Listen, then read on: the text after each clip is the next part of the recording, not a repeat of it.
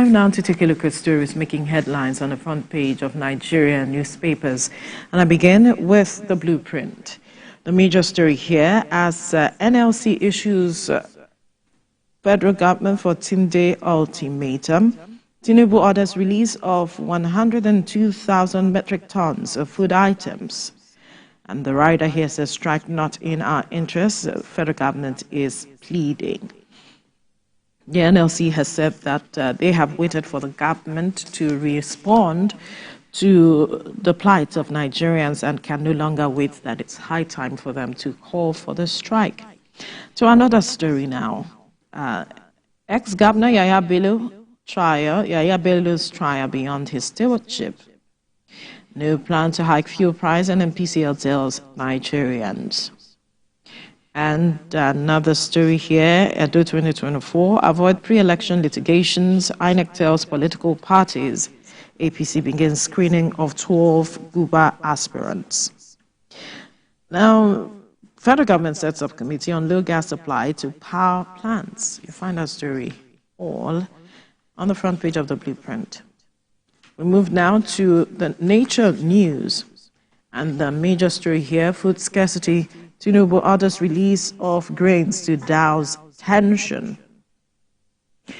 And at the right corner here, Osun River records high-level plastic pollution. Researcher, Katsina farmers lament shortage of water for irrigation farming. Federal government lauds Taraba's drive for healthy environment. Kwara government launched climate change club in public schools. Commissioner urges hygienic living in Kogi State for public health. Lagos, Kwara, Niger State partner for food security. Those are some of the stories you find on the front page of the Nature News newspaper. We move to the front page of the Salient Times now. Federal government orders immediate release of 102,000 metric tons of rice and maize. And at the top corner, subsidy pains, NLC TUC issue 14-day strike notice. Kidnapped passengers of ABCGIG that's got his good buses rescued, police are saying. NMPCL denies planning to increase fuel price. Tinubu Atiku Mon, APC chieftain Cairo Ojugbo, who died while celebrating the qualification of Nigeria into the finals of AFCON. May his soul continue to rest in peace. Now, a policeman rejects 4 million naira bribe in Lagos, arrests a drug peddler. Another story, outrageous nursing council demands 2 years experience for certificate verification. Those are some of the stories you find on the front page of the Salient Times. We move now to the Leadership newspaper. Hardship, Tinubu governors, reps attempt solutions. President orders release of 102,000 metric tons of grains to crash food prices. We will keep executive on their toes, Abbas tells Nigerians. Cut in forex demand, food import inevitable. That's the Governors Forum saying labor issues fresh ultimatum. And at the downstrip, Christian leaders demand sack of non-performing ministers. AFCON, avoid watching football if hypertensive doctors warn. Abducted Abuja-bound passengers released. Police are saying we brought you that story earlier on. And to the First News newspaper, the major story here says NLC TUC threatened nationwide strike amid hardship, issue 14-day ultimatum, one federal government. And another writer here says government will not renege on promises to workers, minister assures. Corruption allegations against Gbajabiamila unjustified, baseless, Rep Speaker is saying. And food crisis, Tinubu orders release of Gari, rice, others from reserve. Directs compulsory recitation of national pledge at public engagements. And, right, those are some of the stories you find on the front page of the First News newspaper. Kemi. And next is the Nigerian News Direct, leading with the stance of organized labor as they have now gone on to issue a 2-week ultimatum over the economic downturn. But other stories are also on the front page, among which are access to energy challenging economic growth of African countries, says the World Bank. FG flags off construction of renewed Hope City in Abuja. On food inflation, reps to lend support to import-export policies to stabilize prices. And on the Naira, Kyari Cardoso made to review decision to domicile crude revenue in the CBN. Of course, this in a bid to improve the economy. On Daily Independent, our nation is at war, let's close ranks, the defense headquarters is saying, as troops kill 266 terrorists, arrest 463 others, and rescue 116 hostages.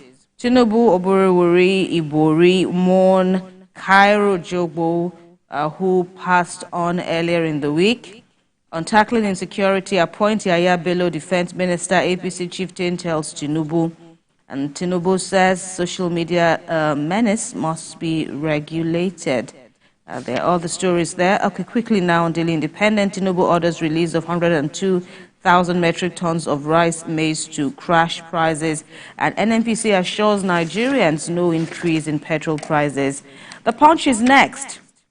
FG Labour differ on aborted peace deal as Labour issues 14-day strike notice. Tinubu plans 2,000 houses in 12 states by December.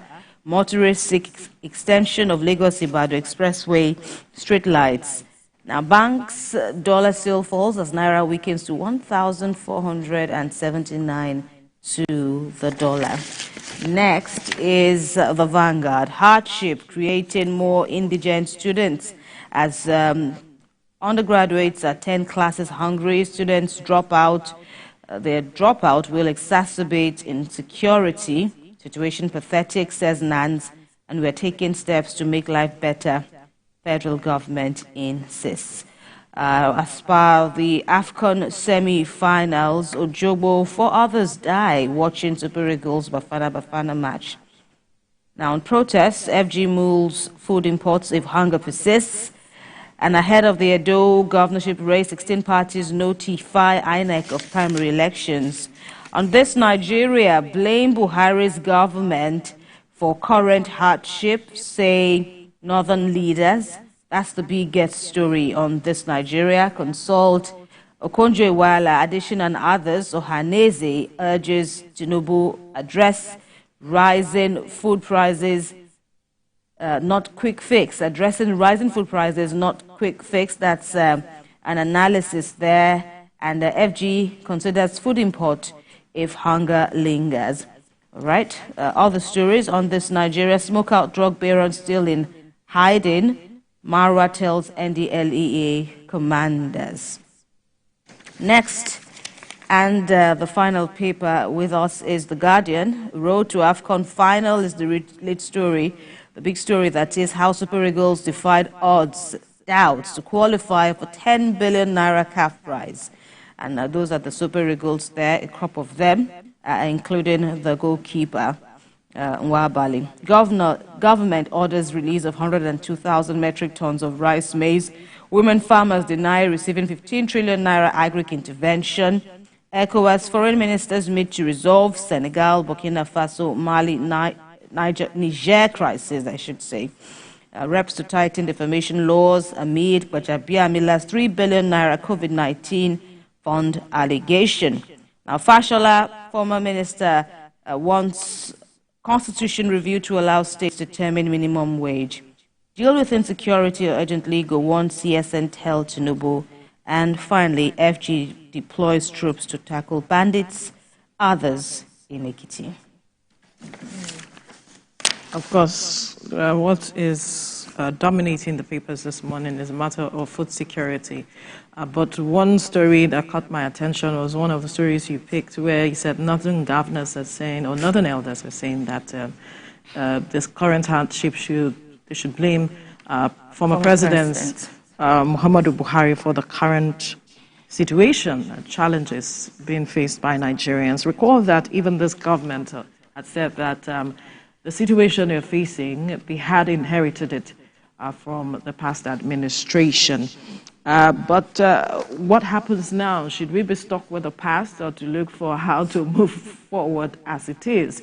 We can't keep having this matter of blame game all the time. We always refer to the previous administration, the previous government, and all of it. We need to begin to look at how to move forward. I believe that should be what they should be talking about. We can't keep dwelling on the past. What is done is done.